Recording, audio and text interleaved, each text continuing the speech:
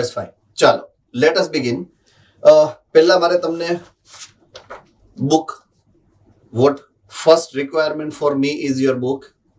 બરાબર છે? તમારી બુકમાં તમે ક્યાં છો એ સરનામું દેખાડી દઉં. લેટ મી એડ્રેસ યુ કે તમે ક્યાં છો. You are on page number 60 and 61.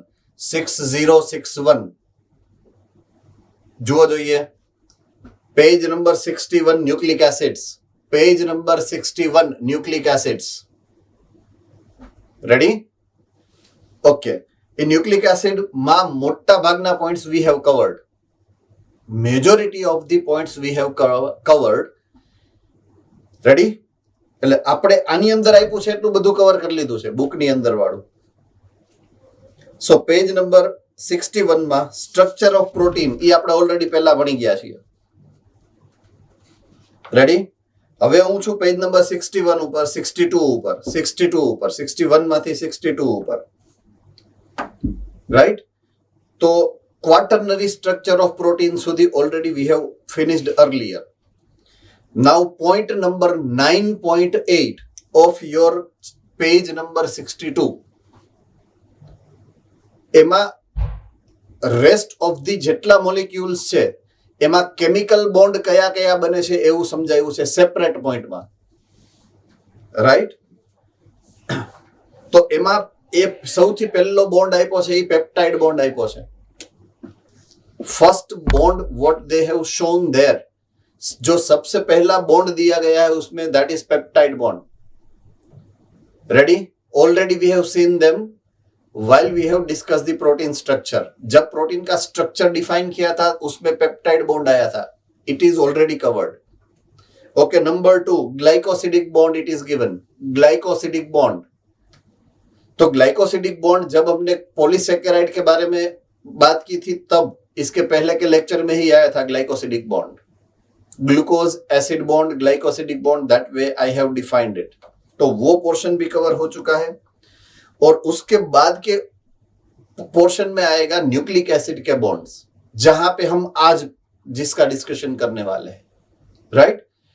So there are 3 types of chemical bonds जो न्यूक्लिक एसिड के अंदर होते हैं. There are 3 types of chemical bonds जो न्यूक्लिक एसिड के अंदर होते हैं.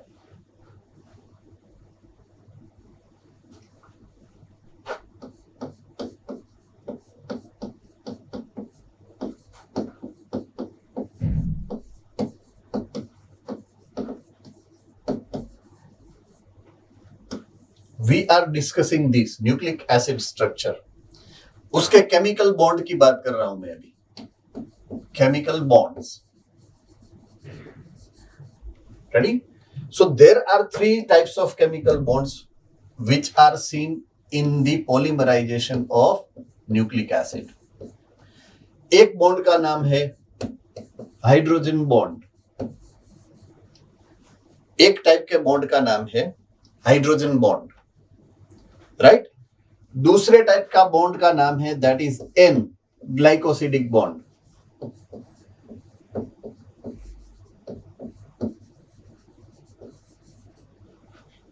आई रिपीट, एन ग्लाइकोसिडिक बॉन्ड्स. और तीसरे टाइप के बॉन्ड का नाम है वो है phospho di ester bond. So it is phosphodiester bonds. Right? So ये 3 बॉन्ड्स की हम बात करेंगे आज. There are 3 types of bondage whatsoever is formed when structure of DNA, deoxyribonucleic acid, is getting formed. जब DNA का सिंथेसिस होता है. यस यस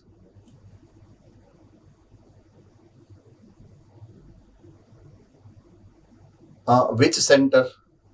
किसी ने पूछा सर विच सेंटर?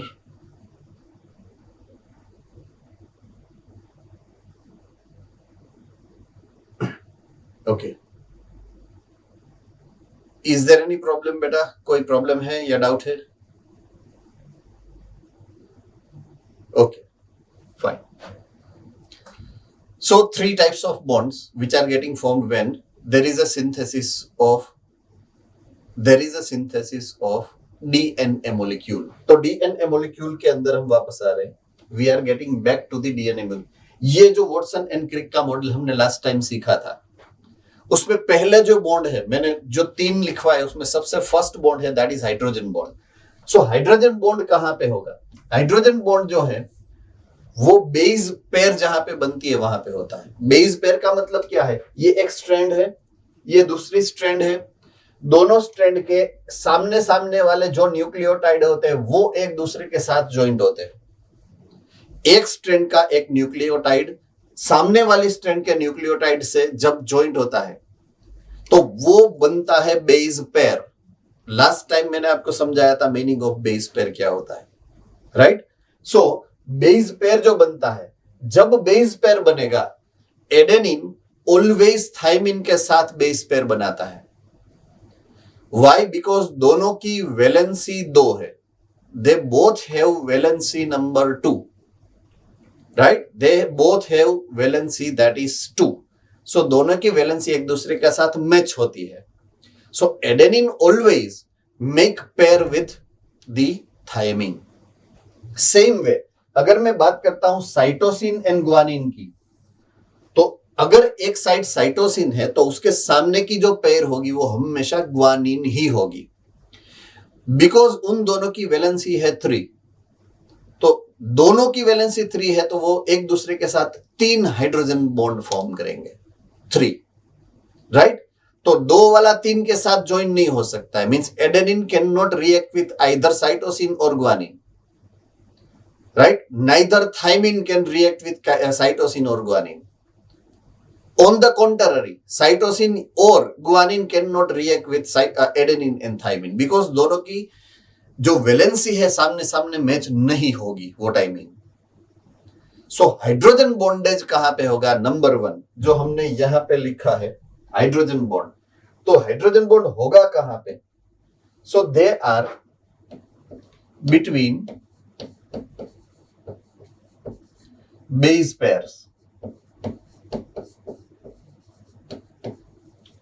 राइट? दोनों बेस पेयर के बीच में हाइड्रोजन बॉन्ड्स होते हैं।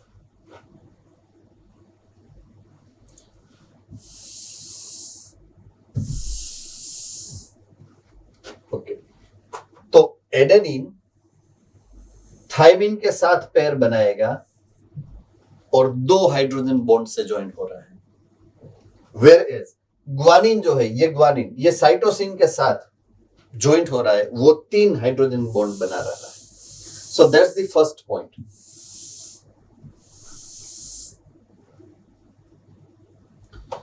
Okay, second type of जो bonds हो गए, second type of bonds वो इन दोनों के बीच में हो रहे। कोई भी एक सिंगल न्यूक्लियोटाइड अगर मैं ले रहा हूं, कोई भी एक सिंगल न्यूक्लियोटाइड, राइट? तो न्यूक्लियोटाइड के कंपोनेंट्स कौन से हैं? न्यूक्लियोटाइड के कंपोनेंट कौन से हैं? बीच में है पेंटोज शुगर, ये हो गया पेंटोज शुगर, राइट? उसके साथ ज्वाइंट हो रहा है एक side nitrogen base, N base. ये जो नाइट्रोजन बेस ज्वाइंट किसके साथ हो रहा है? पेंटोज शुगर के साथ। तो शुगर इसके साथ बॉन्ड बनाएगा, एक बॉन्ड। ये जो बॉन्ड है, ये बॉन्ड, ये शुगर का बॉन्ड है किसके साथ? नाइट्रोजन बेस के साथ। शुगर जो बॉन्ड बनाता है उसके लिए हमने एक बात की थी, type of bond what sugar makes, उसका नाम है ग्लाइकोसिडिक बॉन्ड। ये होगा ग्लाइकोसिडिक बॉन्ड,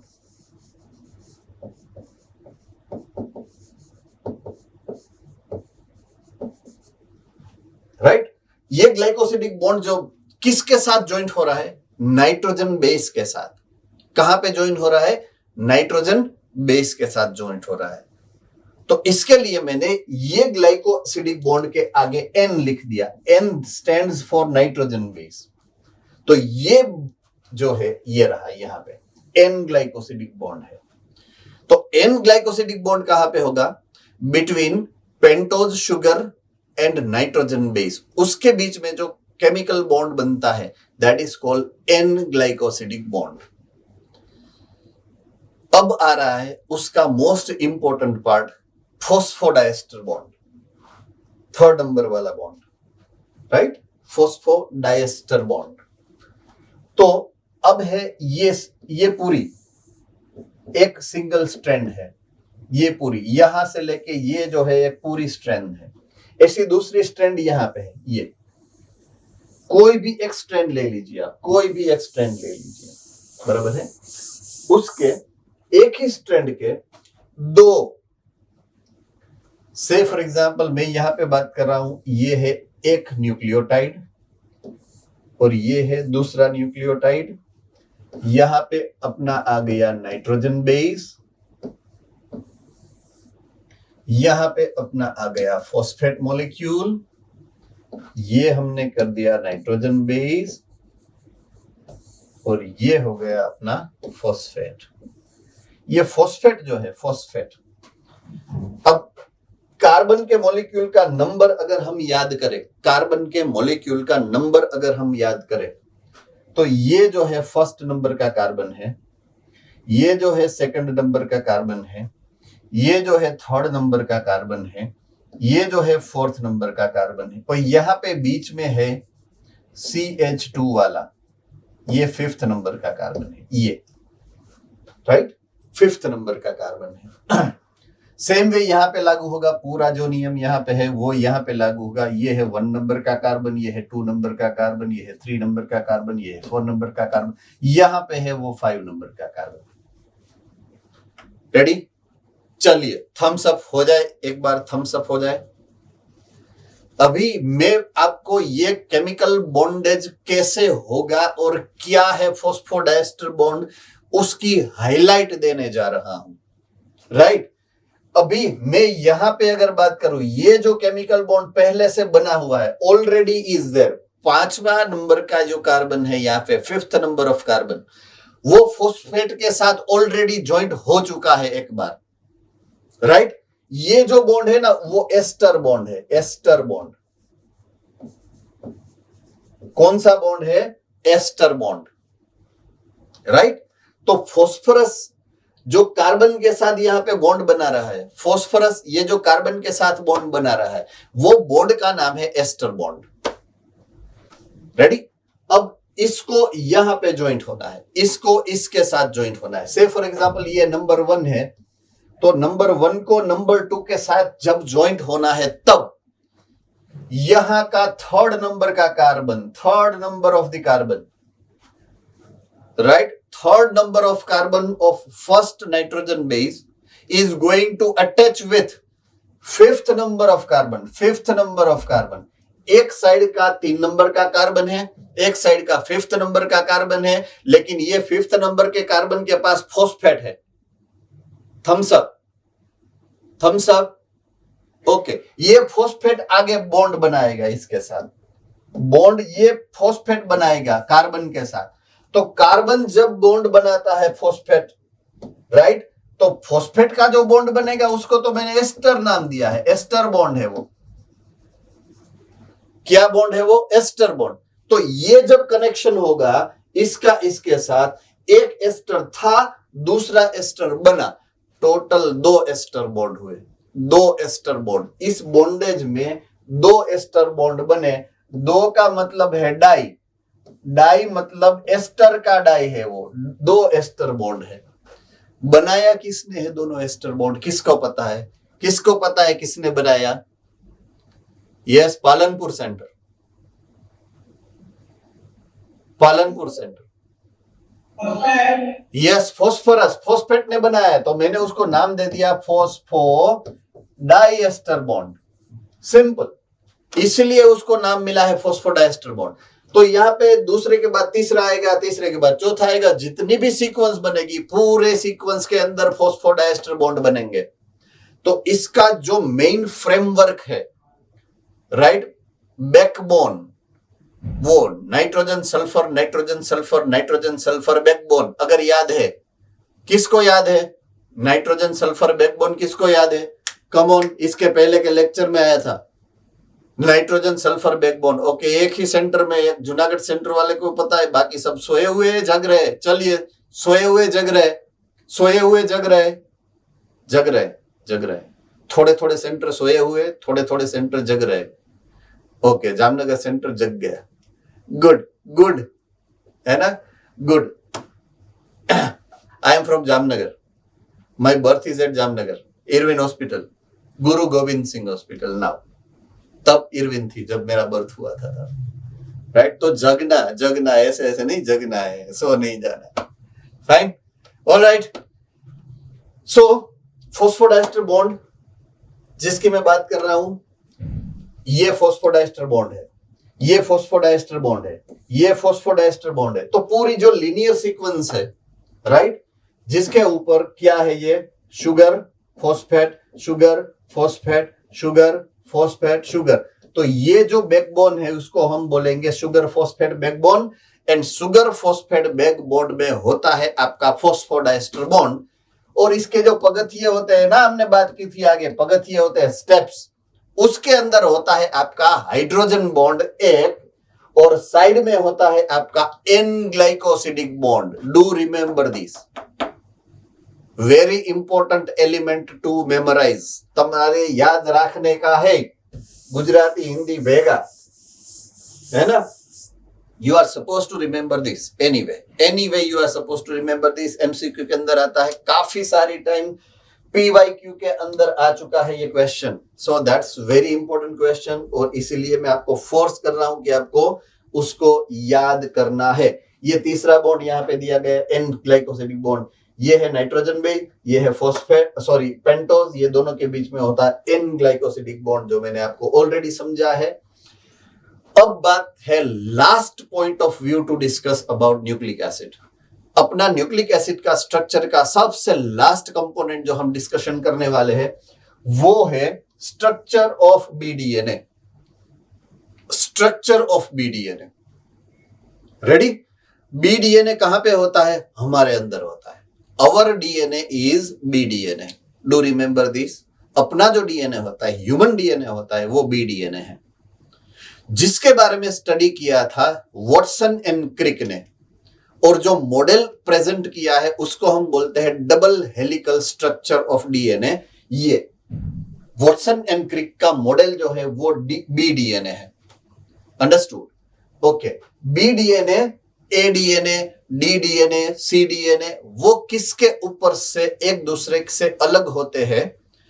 तो उसका हेलिक्स का जो स्ट्रक्चर है वो एक दूसरे से थोड़ा थोड़ा अलग होता है। Just for the sake of knowledge, कोई पूछने वाला नहीं है, सिलेबस का पार्ट नहीं है, एबीसीडी वो भी शायद नहीं है, राइट? कोई ऐसा पूछने वाला नहीं है, फिर भी आपके दिमाग में होना चाहिए कि based on type of helix, helix कैसा है उस हिसाब से उसका अलग अलग नाम दिया गया है।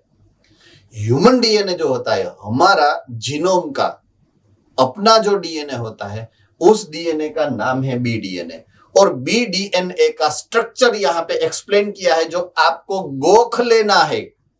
गोख लेने में पता चलता है, मगिंग करना है, याद रख लेना है, राइट?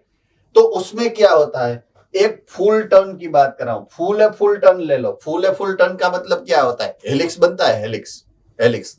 तो मैं जहां से शुरू करूं, से फॉर एग्जांपल मैंने यहां से शुरू किया इस हेलिक्स को, राइट? वो हेलिक्स घूम रहा है, ऐसे घूम के फिर वापस वापस वापस उसी पॉइंट पे आया। ये उसी पॉइंट है, ये पॉइंट पे देखो, ये जो है उससे थोड़ा ऊपर था, तो ये है उससे थोड़ा ऊपर। सो घूम फिर के 360 डिग्री घूम के वापस में जब वही पॉइंट पे आऊंगा ना, उसको बोलूंगा single full turn. Single full turn 360 degree होता है, वो हमें सबको पता है। सिंगल फुल टर्न 360 डिग्री होता है, ये सिंगल। यहां पे मैंने स्टार्ट किया, पूरा घूम के अगर मैं वापस उसी पॉइंट पे आऊं तो वो 360 डिग्री टर्न होता है। रेडी? तो पूरा वो 360 डिग्री टर्न का मैं अगर लेंथ मापूं, पूरा लेंथ, इसको अगर मैं मेजर करूं, तो ये लेंथ जो होती है, ये लेंथ, वो लेंथ है 3.4 आर्मस्ट्रॉन्ग। 3.4 Armstrong, ready? और 34 जो है, 34 आर्मस्ट्रॉन्ग, 3.4 नैनोमीटर। 3.4 नैनोमीटर दो मेजरमेंट में यहां पे दिया गया है। डू रिमेंबर, मैं दोनों मेजरमेंट को आपके सामने रख रहा हूं। इसकी जो लेंथ है, अगर मैं बात करूं mm में, तो MMA आपका होगा 3.4, राइट। और यहां पे जो दिया गया है वो है 34 आर्मस्ट्रॉन्ग। 34 आर्मस्ट्रॉन्ग है, ए के ऊपर राउंड जैसा। सो अगर मैं आर्मस्ट्रॉन्ग की बात करूं तो आर्मस्ट्रॉन्ग होगा 34। सो देयर आर 2 यूनिट्स जिसके ऊपर से इसकी लेंथ को जो मेजर किया गया है। Okay, one more important term कि एक फुल टर्न के अंदर 10 स्टेप्स आएंगे। स्टेप्स का मतलब है base pair. I repeat, steps का मतलब है बेस पेयर।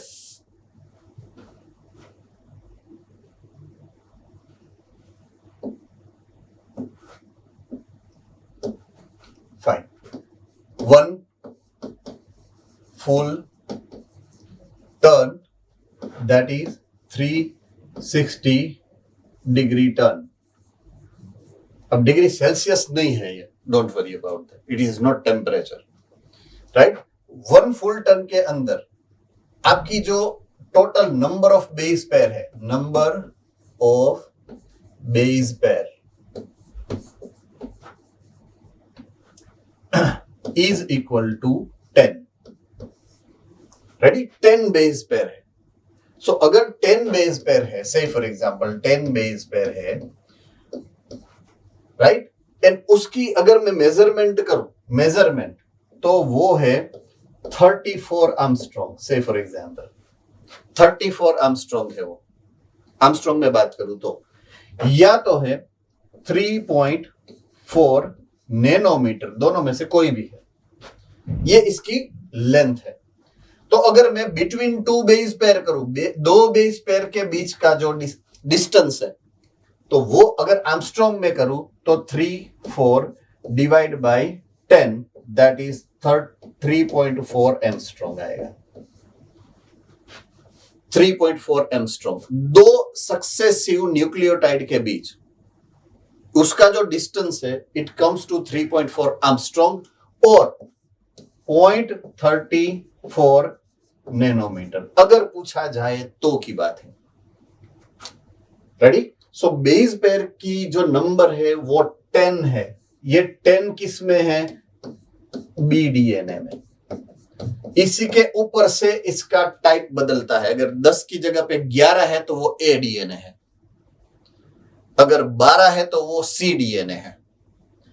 तो ये नंबर कितने हैं उसके ऊपर से आपका डीएनए डिफाइन होता है, राइट। ये आने वाला नहीं है, आपका सिलेबस का कंपोनेंट नहीं है। सो आपको सिर्फ आपके दिमाग में होना चाहिए, याद रखना जरूरी नहीं। हाँ, ये याद रखना जरूरी है, राइट। ए डीएनए के बारे में या सी डीएनए के बारे में याद रखने की जरूरत नहीं, बट बी डीएनए के बारे में याद रखना कंपलसरी है। Ready, because it is coming even in genetics. Genetics का पूरा, यस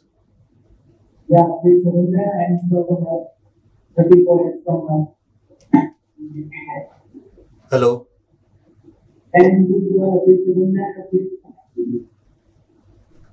34 एमस्ट्रॉन्ग वाला फिर से मैं समझाऊं।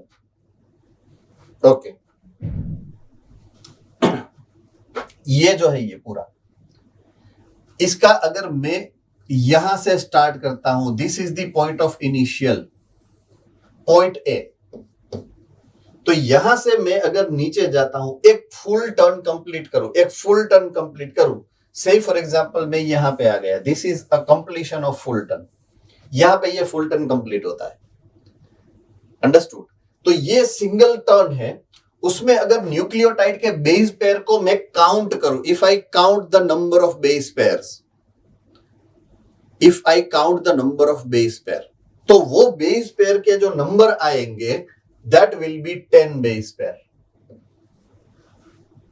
Ready, thumbs up. ओके, अभी मैं फिर से वापस आता हूं यहां पे। अगर मैं इसकी हाइट को मेजर करूं, टोटल हाइट को मैं मेजर करता हूं, हाइट को मैं मेजर करूं, तो ये हाइट आर्मस्ट्रॉन्ग में अगर मैं मेजर करूं तो उसकी हाइट आएगी 34 एंगस्ट्रॉम। या तो अगर मैं नैनोमीटर में मेजर करूं तो वो होगी 3.4 नैनोमीटर। रेडी? अब बेस्ड ऑन दैट डेटा यहां पे से फॉर एग्जांपल जहां पे आप अटके हो मैं वहीं से शुरू करता हूं। ये 1 बेस पेयर है, ये 2 बेस पेयर है, 3 बेस पेयर है, 4 बेस पेयर है, 5 6 7 8 9, ये 10 बेस पेयर है। अपना रफली कैलकुलेट कर लेते हैं। ये 10 बेस पेयर है। ये 10 बेस पेयर की टोटल लेंथ अगर है 34 आर्मस्ट्रॉन्ग से फॉर एग्जांपल, तो अगर ये एक और ये बे, ये दो जो न्यूक्लियोटाइड है, ये दो न्यूक्लियोटाइड के बीच का डिस्टेंस कितना होगा? अगर ये 10 के बीच का आर्मस्ट्रॉन्ग में अगर देखें तो 34 है, तो दो के बीच का कितना होगा? सो इट इज डिवाइडेड बाय 10 कर दो, तो वो दो न्यूक्लियोटाइड के बीच का डिस्टेंस आपको क्लियर कट आप यू कैन अंडरस्टैंड। यस, આમાં જે તમે કીધું કે ડિસ્ટન્સ છે બે બેઝ પેર વચ્ચે, તો આમાં તો કીધું છે કે એક બેઝ પેરની લેન્થ છે ને, તો તમે પેલી સ્લાઇડમાં 10 બેઝ પેરનું 34 એંગસ્ટ્રોમ, તો 2 નું તો 34 ડિવાઇડ બાય 10 into 2 થાય ને, કારણ કે ક્રોસ મલ્ટીપ્લિકેશન કરીએ તો, કારણ કે પેલામાં લેન્થ કીધી છે, ડિસ્ટન્સ નથી લીધું। લેન્થ છે નહીં, પણ લેન્થ છે અરે એમાં અરે બેઝ પેર છે ને, એક બેઝ પેર છે, બે બેઝ પેર છે, એવી રીતના। ઓકે ઓકે,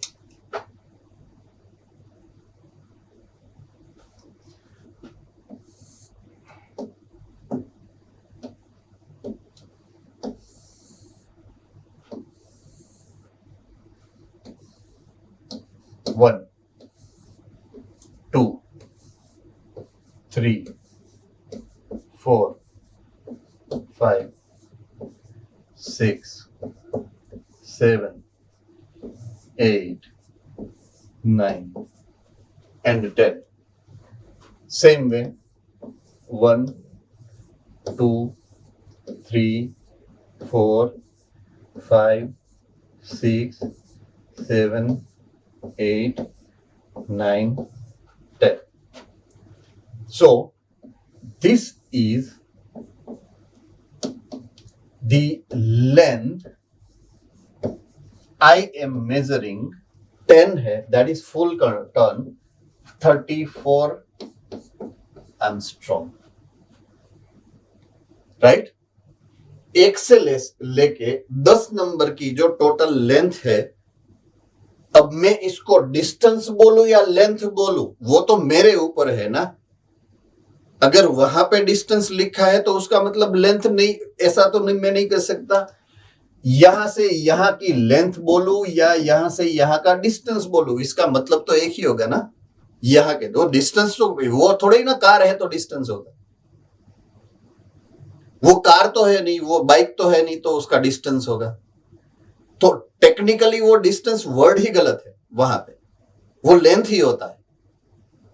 बॉन्ड की लेंथ होती है, बॉन्ड का डिस्टेंस नहीं होता है। डिस्टेंस मॉलिक्यूल के बीच में होता है, राइट? बॉन्ड की लेंथ ही होती है, डू रिमेंबर दिस।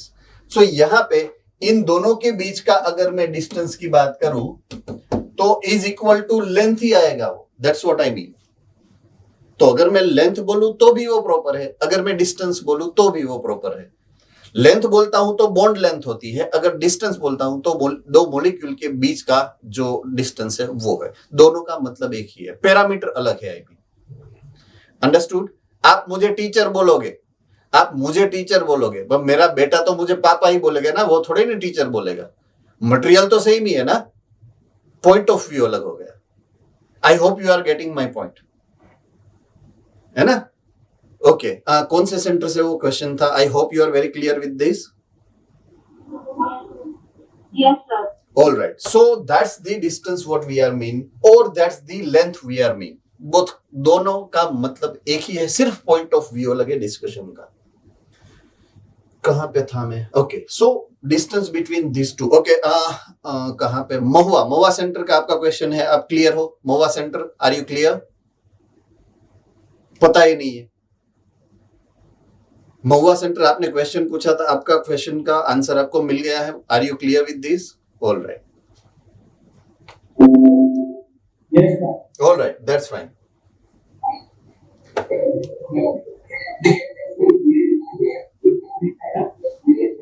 હવે મ્યુટ થઈ જાવ પાછા, વળી પાછું સંભળાય તમે મને શું કહો છો?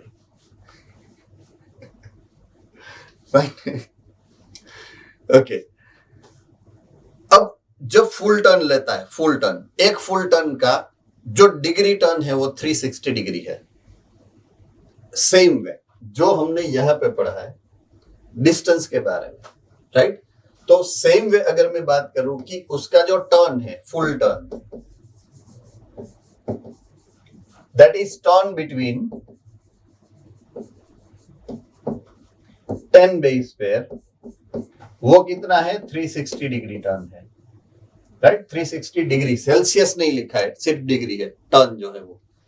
तो बिटवीन 2 बेस पेयर, अगर 10 बेस पेयर है और वो 360 डिग्री है, सेम वे दो बेस पेयर के बीच का जो टर्न होगा वो कितना होगा? 36 डिग्री। ये भी इंपॉर्टेंट एक इनडायरेक्ट क्वेश्चन हो सकता है ना? ये एक, से फॉर एग्जांपल ये एक बेस पेयर है, तो दूसरा बेस पेयर हो उसके ऊपर सीधा नहीं आता है, उसके ऊपर 36 डिग्री मुड़ के ऊपर अरेंज होता है।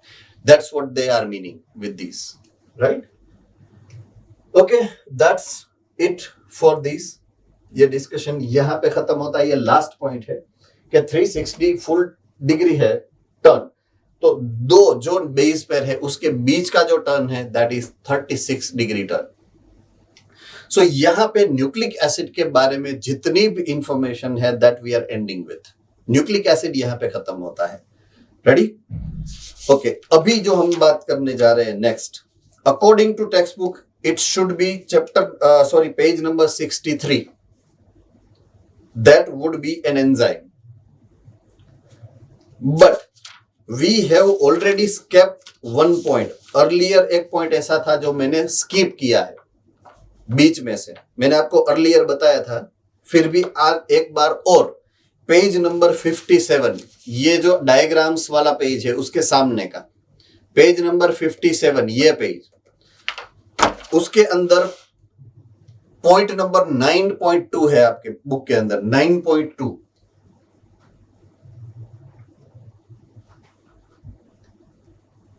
जिसका नाम है primary and secondary metabolites. So we are starting with that.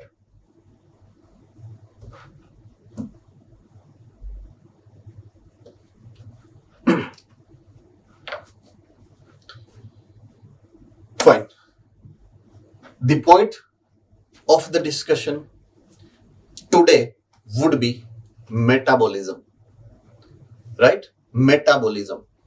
हमने जब डिस्कशन की स्टार्ट की थी फर्स्ट लेक्चर के अंदर, मैंने आपको दो पॉइंट ऑफ व्यू समझाए थे। पहला पॉइंट ऑफ व्यू था वो था physiological activity,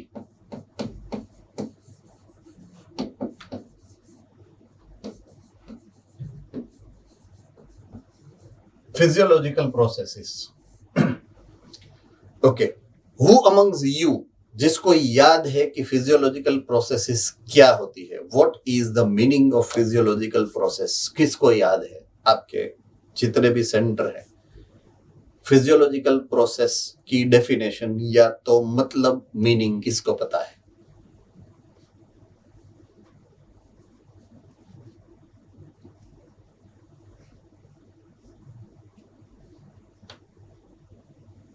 okay, Junagadh centre,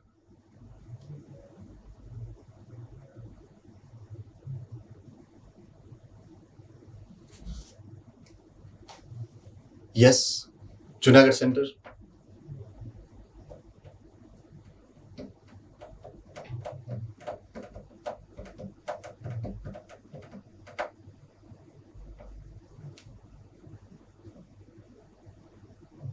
Not getting your voice.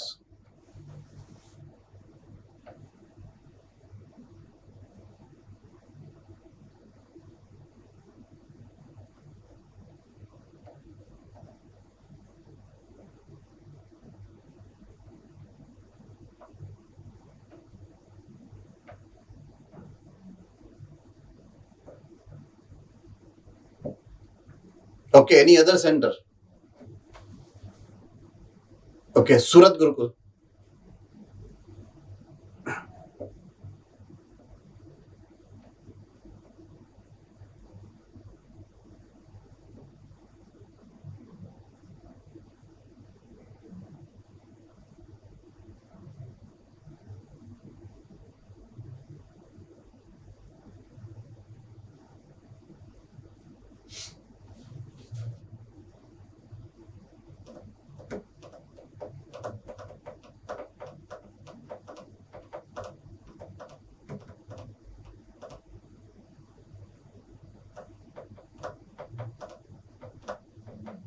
Surat Gurukul.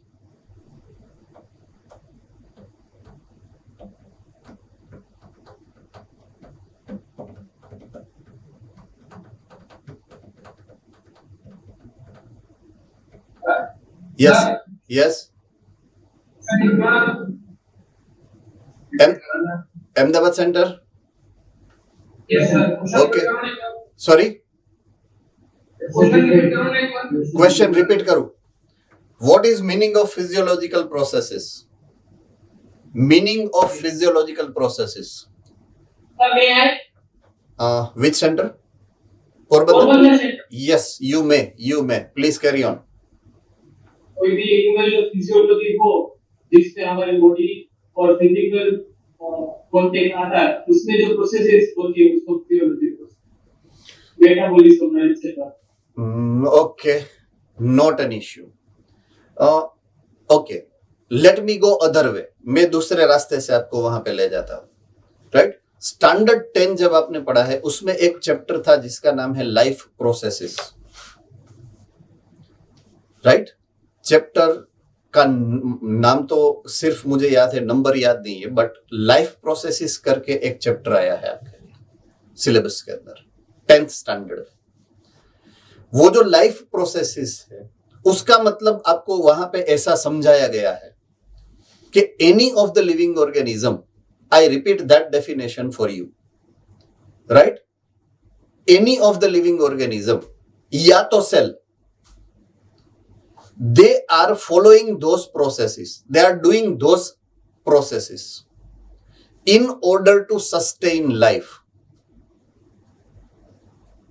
अगर जिंदा रहना है, अगर लाइफ को सस्टेन करना है, राइट, और जो काम करना पड़ता है उसके लिए, तो वो प्रोसेस को मैं लाइफ प्रोसेसेस बोलता हूं. Life processes. तो physiological processes are nothing but life processes, जो आपके 10th के सिलेबस में आया था, life processes. Right? So I define it the way के the process we, that is organism, are doing in order to sustain the life.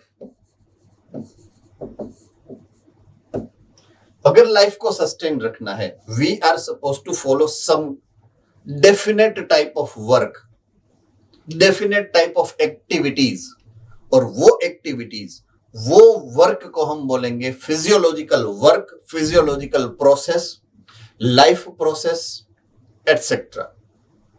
Ready? Okay. जो आपके example में आपको समझाए थे, सबसे पहला था respiration, nutrition,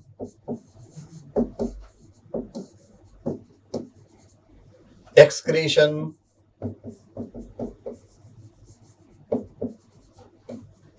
locomotion and movement,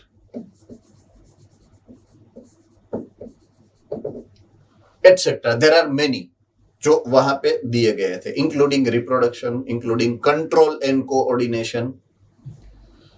तो ये जो आप करते हो, आप जो एक्टिविटीज करते हो, उसको मैं बोलूंगा फिजियोलॉजिकल एक्टिविटी, जो आपके बॉडी को सस्टेन रखता है, जीवित रखता है, लाइव रखता है, अलाइव रखता है. तो ऐसी एक्टिविटीज को हम बोलेंगे फिजियोलॉजिकल एक्टिविटीज या तो फिजियोलॉजिकल प्रोसेसेस. ओके, ये वर्ड का प्रॉपर मीनिंग सबके दिमाग में बैठ गया है, फिट हो गया है? थम्स अप करके आप मुझे बता सकते हो।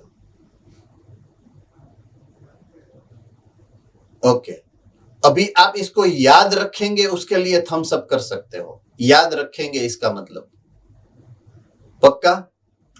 ऑल राइट, याद रखेंगे नहीं, याद रखना पड़ता है और पड़ेगा। ये कंपलसरी है, आपको याद ही रखना है ना? So let us remember the meaning of this word physiological processes. Ready? अब मैं एक स्टेप आगे बढ़ता हूं with respect to physiological process या physiological functions.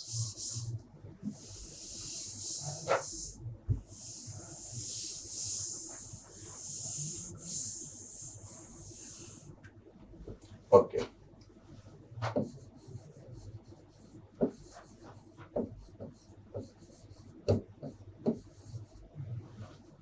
Who does it? कौन करता है फिजियोलॉजिकल प्रोसेसेस? राइट? तो इसका एक सिंपल सा आंसर है, लिविंग ऑर्गेनिज्म।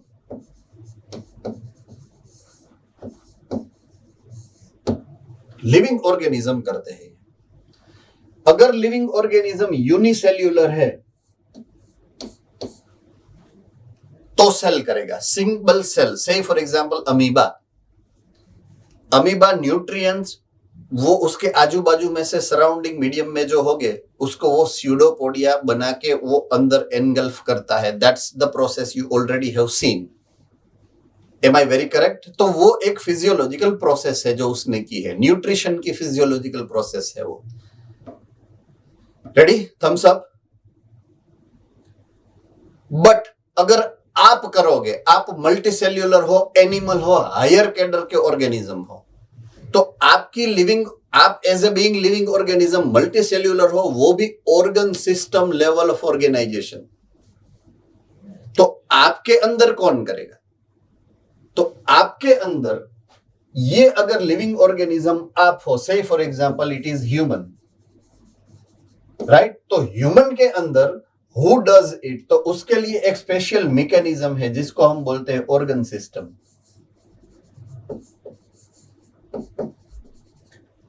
अगर मुझे न्यूट्रिशन चाहिए तो न्यूट्रिशन को गेन करने के लिए, to achieve that, I have got digestive system. Am I correct और नॉट? अगर मुझे ऑक्सीजन चाहिए और कार्बन डाइऑक्साइड को निकालना है बाहर, I have got my respiratory system. Am I correct और नॉट? अगर मुझे एक लोकोमोशन करना है, अगर मुझे मूवमेंट करना है, मेरे पास मस्कुलर सिस्टम है, मेरे पास स्केलेटल सिस्टम है जो मुझे हेल्प करती है वो सब एक्टिविटीज करने के लिए। सो मेरे पास सर्कुलेटरी सिस्टम है जो ब्लड को पंप करके मॉलिक्यूल्स को एक जगह से दूसरी जगह पे ट्रांसफर करती है विद इन माई बॉडी। सो मेरी फिजियोलॉजिकल प्रोसेसेस के लिए मेरे पास particular set of organ system है। ऑर्गन सिस्टम किससे बनते हैं? ऑर्गन से। तो एक्चुअल में आपकी ऑर्गन सिस्टम काम कर रही है, उसके पीछे का रीजन ये है कि आपके ऑर्गन्स काम कर रहे हैं। डायरेक्टली तो आपको न्यूट्रिशन नहीं मिल रहा है।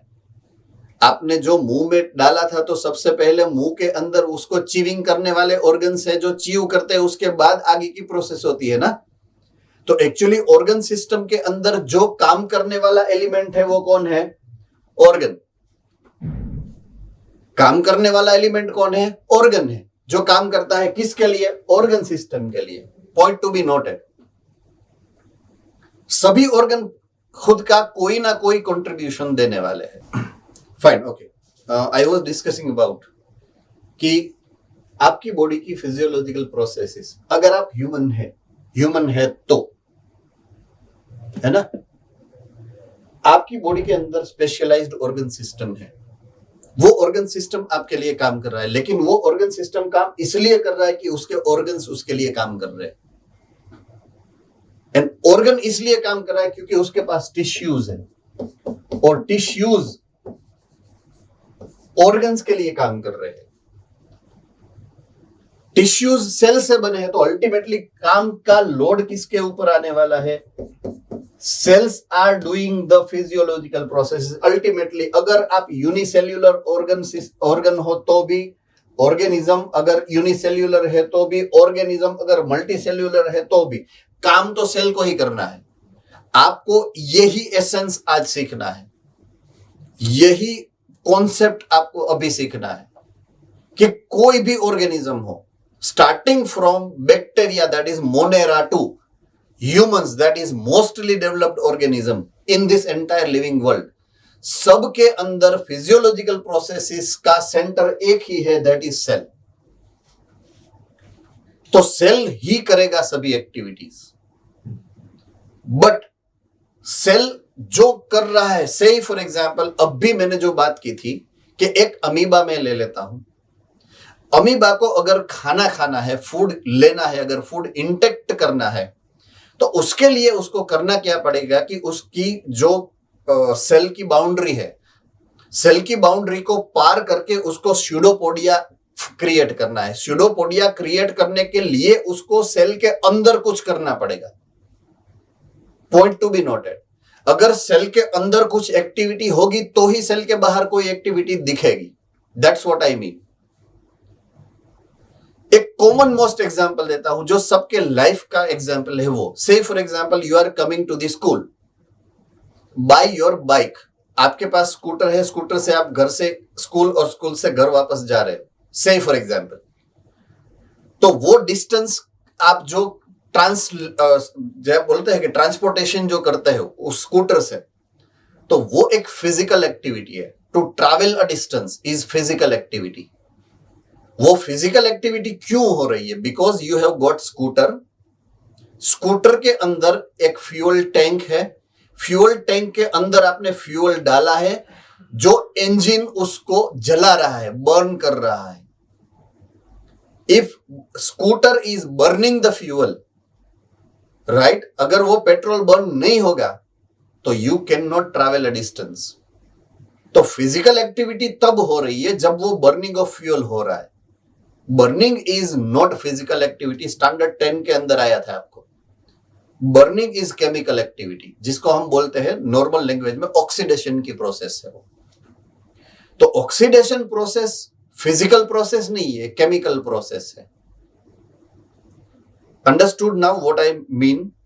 तो अगर मैं बोल रहा हूं कि कोई एक अमीबा है, ये अमीबा है से फॉर एग्जांपल, ये अमीबा को यहां से फॉर एग्जांपल ये स्यूडोपोडिया ऐसे बनाने हैं, तो स्यूडोपोडिया बनाने के लिए उसके सेल के अंदर ऐसा कुछ चेंज होने वाला है जो उस स्ट्रक्चर को बनाएगा। तो अंदर कोई एक्टिविटी होगी।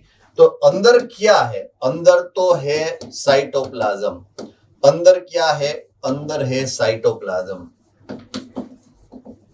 और साइटोप्लाज्म में है देयर आर मेनी केमिकल्स। अब हम जा रहे हैं हमारे टॉपिक के ऊपर, जिस टॉपिक को अभी हम लर्न करने वाले टॉपिक के तरफ हम मुड़ रहे हैं। आपके सेल के अंदर देयर आर मेनी केमिकल्स जो साइटोप्लाज्म के अंदर फ्लोट कर रहे हैं। साइटोप्लाज्म के अंदर वो रिएक्शन कर रहे हैं, रिएक्शन। रेडी? सो सेल तभी फिजियोलॉजिकल प्रोसेसेस कर सकेगा जब सेल के अंदर ऐसी केमिकल रिएक्शन होने वाली है। रेडी? सो फिजियोलॉजिकल प्रोसेसेस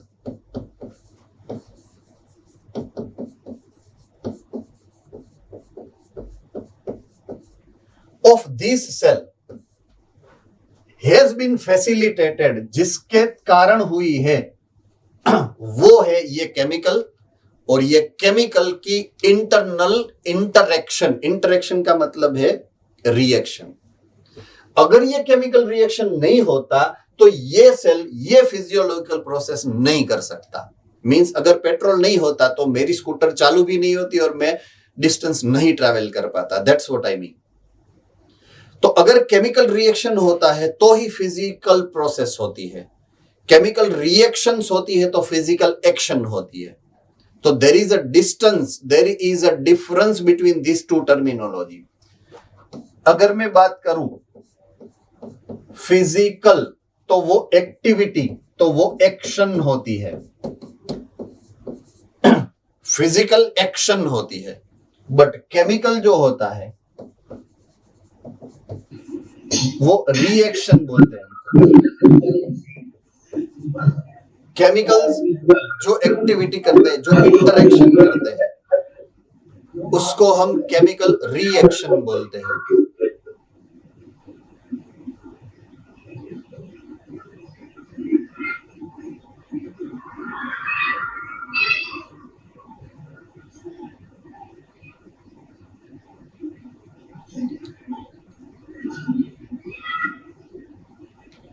હિંમતનગર સેન્ટર પાછું અનમ્યુટ થઈ ગયું તમારું. You are unmute again.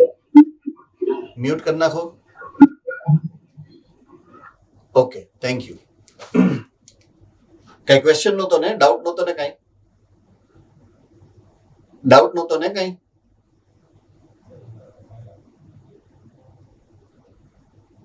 if it is a doubt तो raise करो. You can ask if you have doubt. Okay, fine. Yes.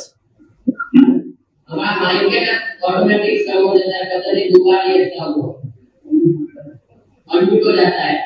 Unmute automatic हो जाता है. हाँ, हमको पता ही है. ओके, मैं बोल दूंगा आगे आपको जब भी ऐसे होगा ना. आई विल टेल यू, है ना? I will tell you, don't worry. Okay, so अगर मैं फिजिकल एक्टिविटी की बात करूं तो वो एक्शन है.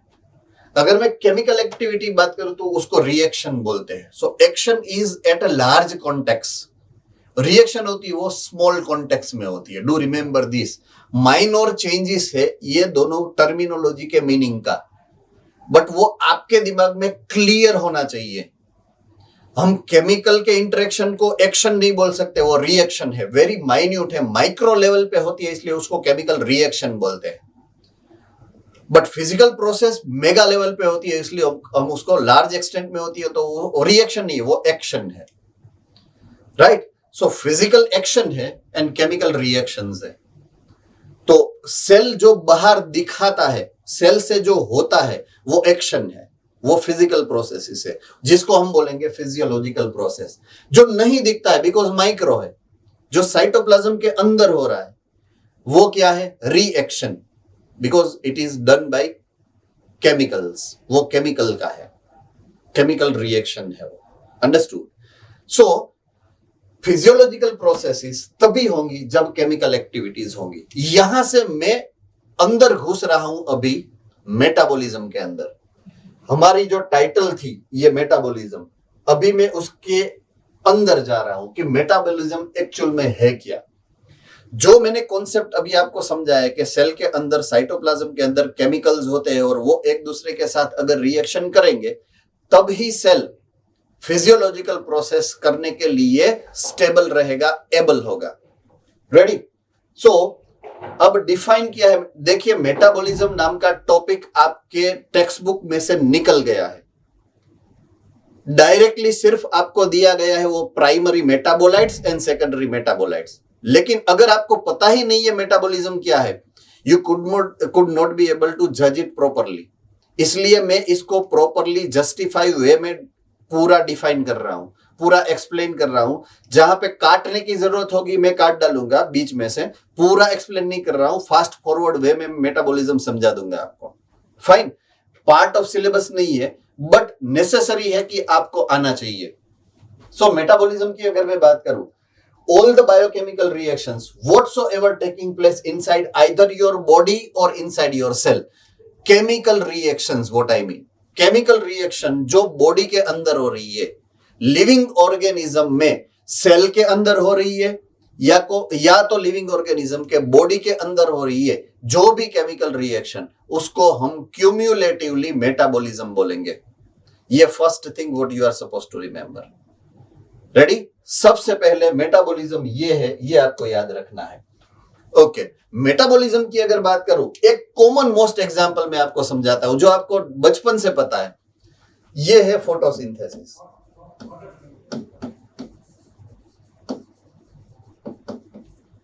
राइट. ये जो है फोटोसिंथेसिस, अगर मैं इसकी बात करूं तो आपको समझाया गया कि अगर carbon dioxide and water molecule, chemically वो मैं पूरा जस्टिफाई नहीं कर रहा हूं, सिंपल मोटे मोटे तरीके से समझा रहा हूं। Carbon dioxide and water molecule leaves के अंदर क्लोरोफिल के अंदर जाएंगे और ग्लूकोज का सिंथेसिस होगा C6H12O6 एंड ऑक्सीजन O2। ये प्राइमरी लेवल में आपको समझा रहा हूं, right. So carbon dioxide and water molecule combines in chloroplast. Chlorophyll ये रिएक्शन कर रहा है, फैसिलिटेट, राइट। एनर्जी जिसको यहां पे एनर्जी चाहिए, वो एनर्जी आपको मिलेगी सनलाइट में से। मॉलिक्यूल जो बन रहा है वो मॉलिक्यूल का नाम है ग्लूकोज। ओके, इसमें किसी को कोई डाउट है? This is very ancient chemical reaction what we are learning since I think so 7th standard से आ रही है रिएक्शन, है ना। सो ये हमको सबको पता है। तो ये एक केमिकल रिएक्शन है एक्चुअली। एक छोटा सा मॉलिक्यूल है जिसका नाम है कार्बन डाइऑक्साइड, एक छोटा सा मॉलिक्यूल है जिसका नाम है वाटर मॉलिक्यूल। ये दोनों एक दूसरे के साथ कंबाइन हो रहे इनसाइड प्लास्टिड जिसका नाम है क्लोरोप्लास्ट, और ये केमिकल रिएक्शन सेल के अंदर हो रहा है। सो ये मेटाबॉलिज्म है, एक टाइप का मेटाबॉलिज्म है। रेडी? अब ये मेटाबॉलिज्म कैसा है देखिए, इसकी जो कैरेक्टरिस्टिक फीचर आपको याद रखनी है। कैरेक्टरिस्टिक फीचर, छोटे छोटे दो मॉलिक्यूल्स एक दूसरे के साथ ज्वाइंट हो रहे हैं और जो रिजल्टिंग प्रोडक्ट है वो बड़ा मॉलिक्यूल है। रेडी? अब 9th चैप्टर ये जो हमने शुरू किया था तब मैंने बात की थी इनऑर्गेनिक एंड ऑर्गेनिक सब्सटेंस की थी, राइट।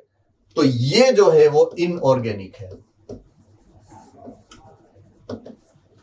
वाटर मॉलिक्यूल भी इनऑर्गेनिक है, कार्बन डाइऑक्साइड भी इनऑर्गेनिक है, लेकिन ये बना रहा है इसको ऑर्गेनिक। ग्लूकोज है ऑर्गेनिक, माइक्रो मॉलिक्यूल है, मोनोमर है। ऐसे काफी सारे ग्लूकोज एक दूसरे के साथ ज्वाइंट होंगे। पहले तो ग्लूकोज प्लस ग्लूकोज ज्वाइंट होगा, राइट, या तो ग्लूकोज प्लस ये प्लांट है sucrose, glucose plus fructose joint होगा एंड सुक्रोज बनेगा। सुक्रोज यहां से निकलेगा सेल के बाहर। कोई भी टिश्यू के अंदर, कोई भी सेल में जहां पे उसको स्टोर होना है वहां पे स्टोरेज हाउस में हो जाएगा and it will form a polymer called starch. वहां पे वो स्टार्च का पॉलीमर बनवाएगा। सो ये जो टाइप की मेटाबॉलिज्म है कि जहां पे स्मॉल स्मॉल मॉलिक्यूल कंबाइन होकर लार्ज मॉलिक्यूल बनते हैं, राइट। इस टाइप के जो भी अरेंजमेंट है, इस टाइप के जो भी मेटाबॉलिक रिएक्शंस है, हम उसको बोलेंगे एनाबॉलिज्म।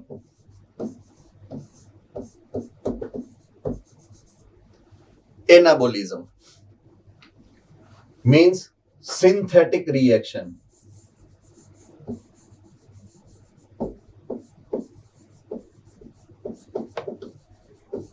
जहां पे कोई भी मटेरियल सिंथेसाइज होगा from smaller molecule to larger, right. Smaller molecule से छोटे छोटे जो मॉलिक्यूल है वो ज्वाइंट होकर बड़ा मॉलिक्यूल बनेगा, तब उसको हम सिंथेटिक या तो एनाबॉलिक एक्टिविटी बोलेंगे। सेम वे अगर मैं नेक्स्ट टाइप की मॉलिक्यूल की बात करूं, एक और रिएक्शन जो बचपन से आप जानते हैं, दैट इज रेस्पिरेशन।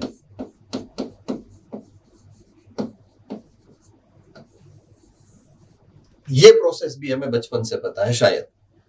अल्टीमेटली इसकी जो डेफिनेशन है that came into 10th standard. आपकी रेस्पिरेशन की डेफिनेशन 10th स्टैंडर्ड की जो है वो सबको याद ही है शायद, है ना। किसको याद है? कौन रेस्पिरेशन को डिफाइन कर सकता है? रेस्पिरेशन को डिफाइन कौन कर सकता है? Okay, Porbandar centre.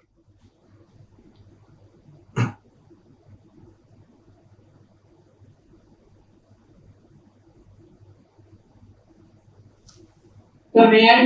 Yes, Porbandar Center, please. So the breakdown of food and its utilization by the body. All right. कोई भी अगर मैं ऑर्गेनिक सब्सटेंस लूं, ऑर्गेनिक सब्सटेंस में लूं, से फॉर एग्जांपल ग्लूकोज,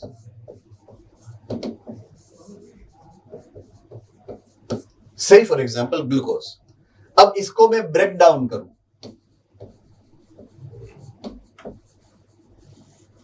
इसको मैं ब्रेक डाउन कर रहा हूं, तोड़ रहा हूं इसको, right. And if I make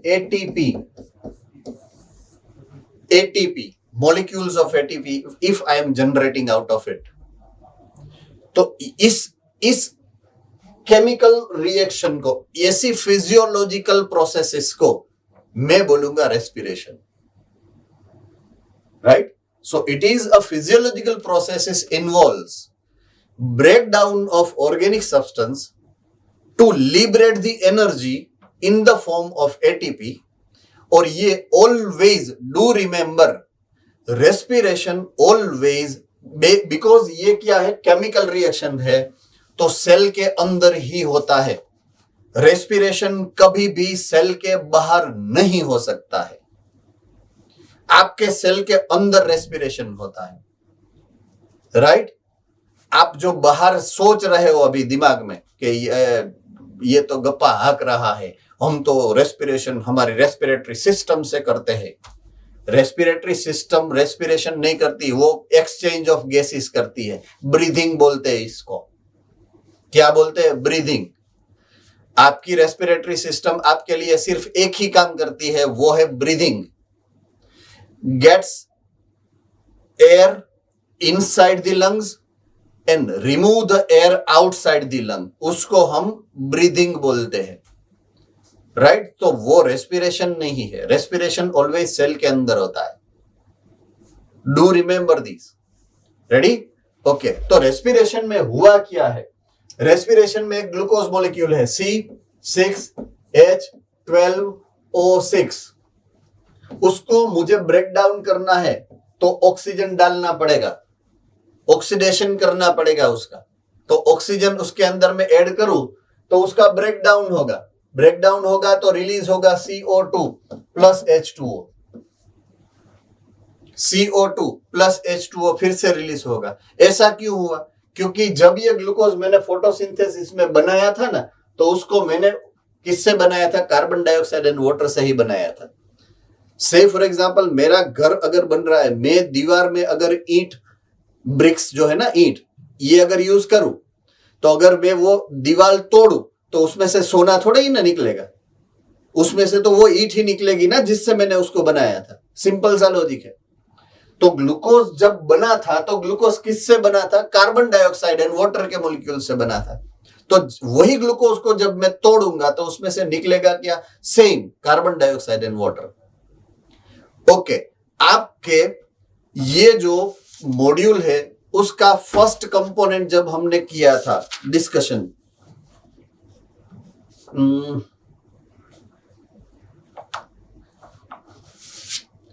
page number 54 पे आप हो, 54 पे आप हो, पेज नंबर 54 पे आप चले जाओ फटाफट।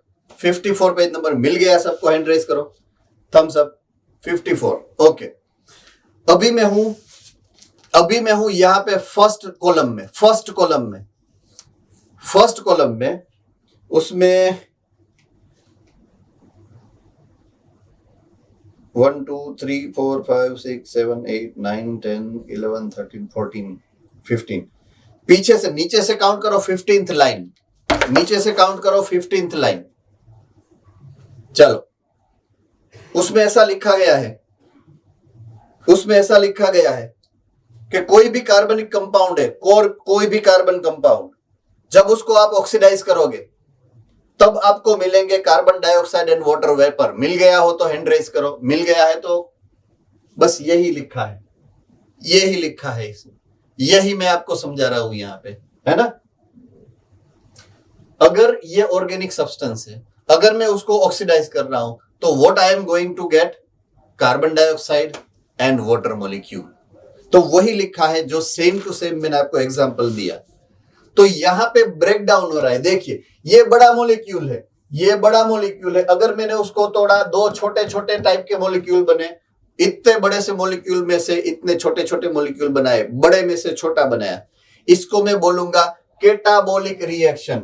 ये जो रिएक्शन है ये है catabolism. Means break down type of molecule, break down, वो सिंथेटिक थे, ये ब्रेक डाउन है, वहां पे बनते थे, यहां पे टूटते हैं। अंडरस्टूड? सो ये है कैटाबोलिज्म, वो एनाबोलिज्म था। तो दो टाइप के, दोनों का कॉम्बिनेशन अगर मैं बोलूं तो इट इज मेटाबॉलिज्म। दोनों का कॉम्बिनेशन है, वो है मेटाबॉलिज्म, राइट?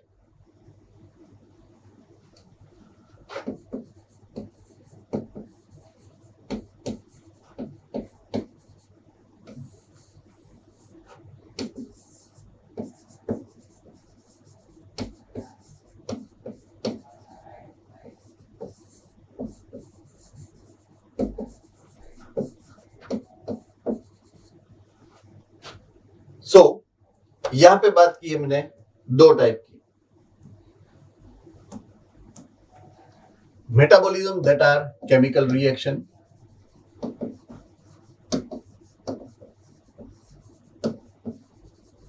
अगर वो केमिकल रिएक्शन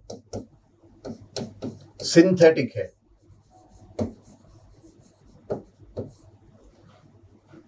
मतलब अगर छोटे छोटे मॉलिक्यूल्स मिलके बड़े मॉलिक्यूल बना रहे हैं, that type of chemical reaction or that type of metabolism is known as anabolism. और ब्रेक डाउन हो रहा है during chemical reaction, means large molecule है, उसको आप तोड़ रहे हो, राइट? तोड़ के अगर छोटे छोटे मॉलिक्यूल बना रहे हो, इट इज कॉल्ड कैटाबोलिज्म।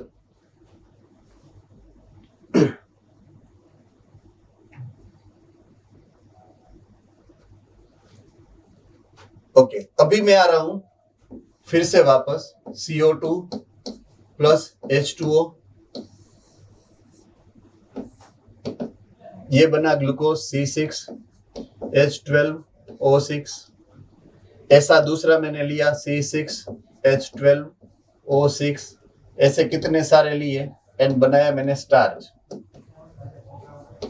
ये स्टार्च है वो प्लांट के अंदर स्टोर किया है हमने। कहां पे रखा है? प्लांट के टिश्यू के अंदर स्टोर किया है। वही टिश्यू आपने खाई है, से फॉर एग्जांपल आपने एप्पल खाया, एप्पल के अंदर से for example starch already stored है जो आपने खाया है अभी, राइट? वो आपके बॉडी के अंदर जाएगा, again it will be digested in the form of glucose. Starch में से फिर वापस ग्लूकोज बनेगा, आपकी बॉडी ने वो किया है डाइजेशन, राइट? तो यहां पे आ गया digestion. Due to digestion starch is converted back into glucose, वापस ग्लूकोज बना। ग्लूकोज के पास दो ऑप्शन है आपकी बॉडी के अंदर, या तो ग्लूकोज में से रेस्पिरेशन होगा, या तो ग्लूकोज रेस्पिरेशन करेगा। अगर रेस्पिरेशन करा तो क्या होगा? C6H12O6 वापस बन जाएगा CO2 and H2O, रेडी? वापस एटमॉस्फेयर में चला जाएगा। अगर ये ग्लूकोज आपके बॉडी के अंदर स्टोर होता है, C6H12O6 ऐसे पॉलीमर बनता है, टक टक टक करके पॉलीमर बनता है, तो वो पॉलीमर स्टोर होता है आपके बॉडी के अंदर, ग्लाइकोजन।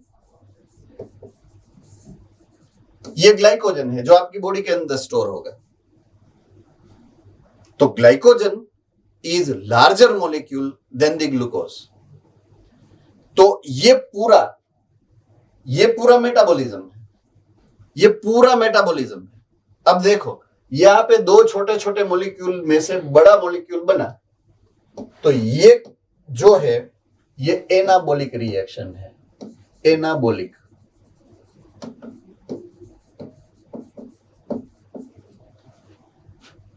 क्यों? दो छोटे छोटे मॉलिक्यूल ने ज्वाइंट होके एक मॉलिक्यूल, अब ये छोटा मॉलिक्यूल है और ये छोटा मॉलिक्यूल, इससे बड़ा मॉलिक्यूल यहां पे बना स्टार्च, तो ये भी एनाबॉलिक है।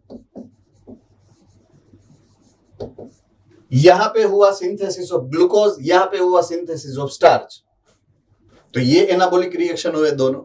अभी आपने खा लिया तो आपने स्टार्च में से वापस ग्लूकोज बनाया, तोड़ के स्टार्च को तोड़ा है और ग्लूकोज बनाया है, तो ये कैटाबोलिक रिएक्शन हुआ।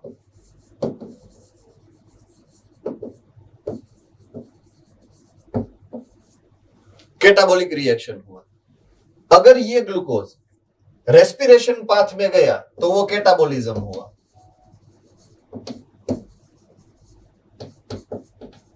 और अगर वो ग्लाइकोजन में कन्वर्ट हुआ तो वो एनाबोलिक हुआ।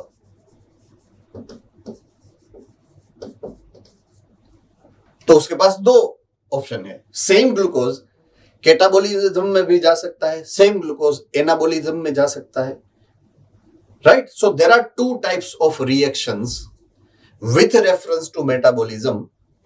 Either they are synthetic, then it is called anabolic reaction, or it is destructive, right? Breakdown करता है, destructive है, तो उसको बोलेंगे हम catabolic reactions. तो दोनों का मतलब आपको clear cut back of mind में होना compulsory है when we are discussing the metabolism, right? अब बात आती है आपके टेक्स्ट बुक के टॉपिक की, page number 57, primary metabolites and secondary metabolites की।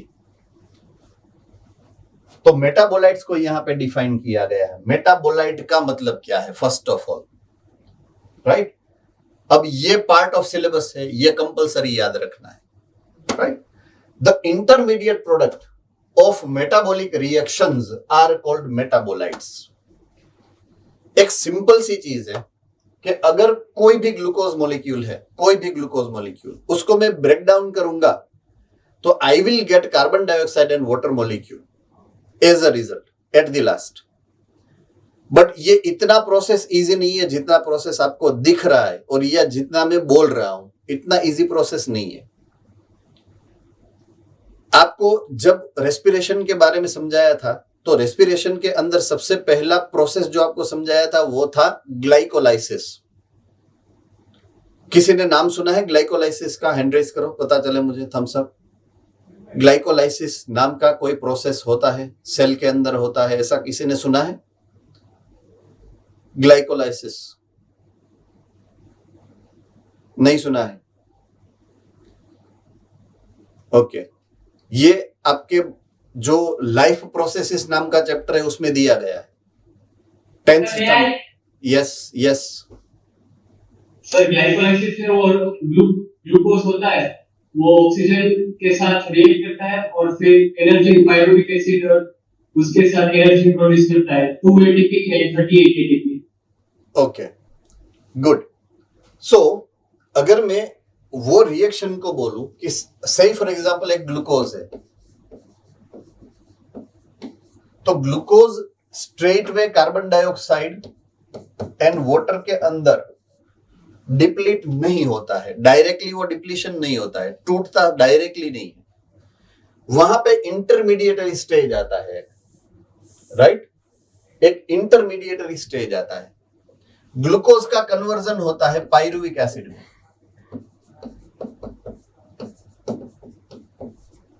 ग्लूकोज का कन्वर्जन होता है पहले पायरुविक एसिड के अंदर, राइट। तो यहां पे मैं एक नाम लिख रहा हूं आपके लिए, ये जो प्रोसेस है ग्लूकोज में से पायरुविक एसिड बनने की जो प्रोसेस है वो है ग्लाइको। ग्लाइको का मतलब है ग्लूकोज, ग्लूकोज का मतलब है glyco, right. And lysis, lysis का मतलब है तोड़ना, लाइसिस का मतलब है तोड़ना। ग्लूकोज को मैं तोड़ रहा हूं 2 भाग में, राइट। कितने भाग में ब्रेक डाउन कर रहा हूं मैं? 2 भाग में। So I will get 2 molecule of pyruvic acid, 2 molecule मुझे पायरुविक एसिड के मिलने वाले एक ब्रेक डाउन के। तो ये जितना इजी प्रोसेस यहां पे दिख रहा है ना, अगर उसके मेटाबॉलिक पाथवे की मैं बात करूं, मेटाबॉलिक पाथवे, राइट, ये 10 स्टेप रिएक्शन है।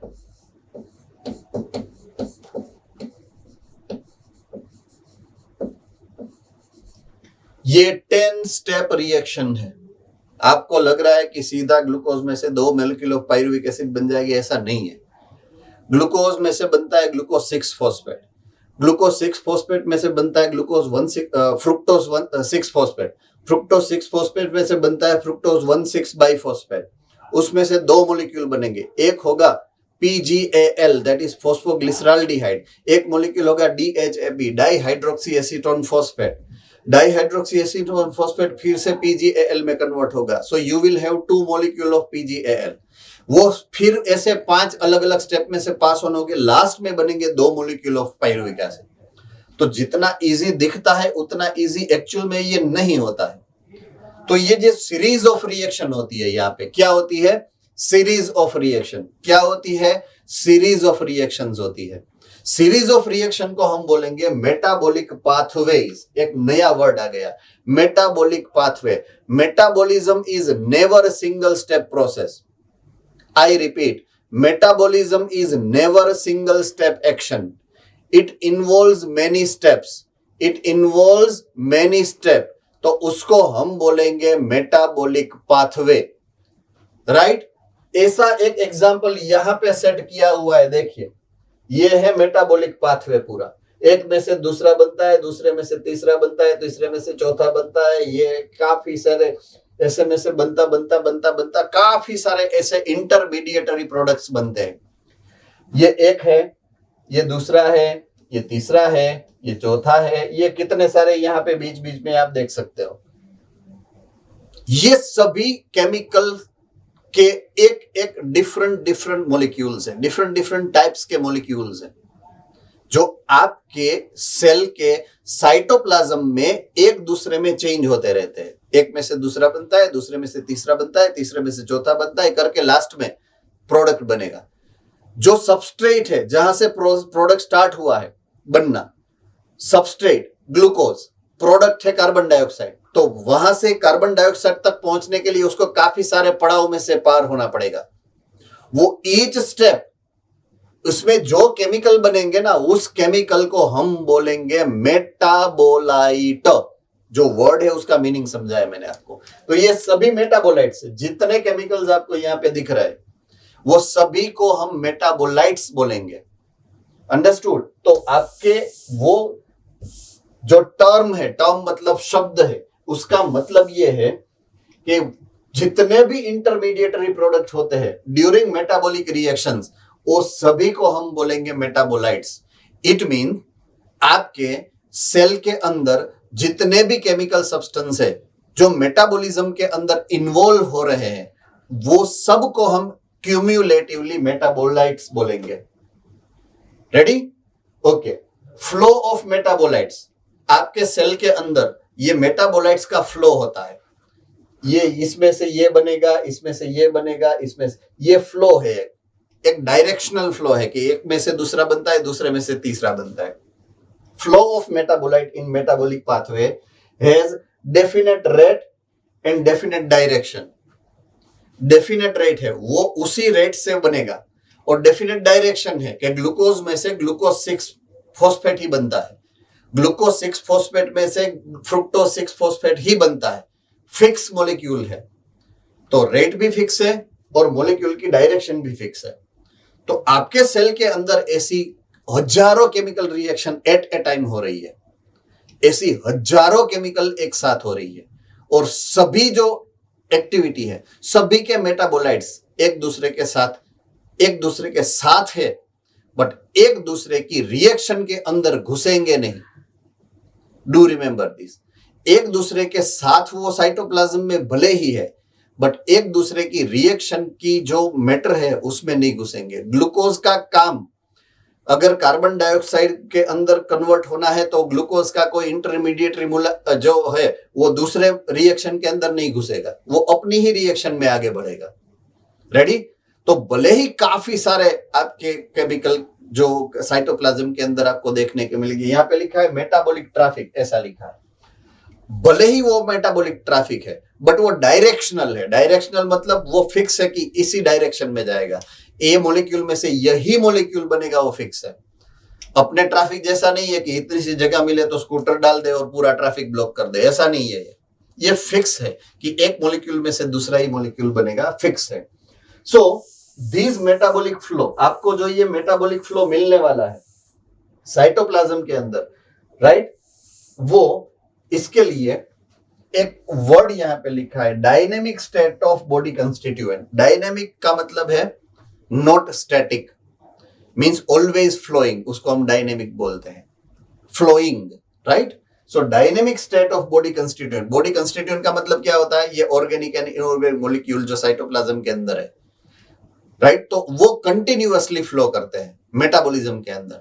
That is why they have used this terminology, it is called dynamic state of body constituent. Ready. So metabolic reactions क्या है, मेटाबॉलिज्म क्या है एंड मेटाबोलाइट्स क्या है, यहां तक हम पहुंचे हैं, 4 बज चुके हैं। So we will have to end this session.